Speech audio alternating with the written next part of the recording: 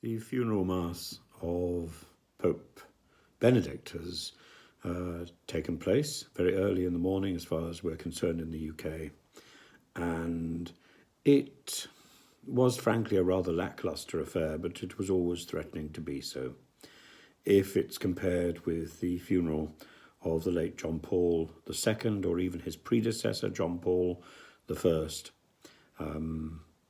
it attracted a very meagre delegation of dignitaries from around the world, together with a very Spartan crowd in St. Peter's Square.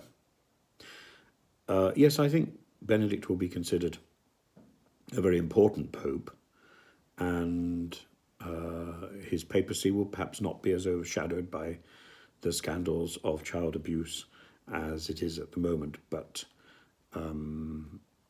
I think the promise that had been shown from Ratzinger, the academic Ratzinger, the theologian, was certainly not fulfilled in the papacy itself, and there were opportunities missed. As for the funeral itself, again, the BBC, I think its religious correspondents are not really very up on what's going on. But the present Pope was certainly not presiding over the funeral mass. He was attending it, and it was in his presence. He was wearing a cope, not a chasuble. And he read the homily and presided over the beginning of the liturgy, but certainly not over the main feature of the liturgy, which is the communion rite itself, which took place in his presence.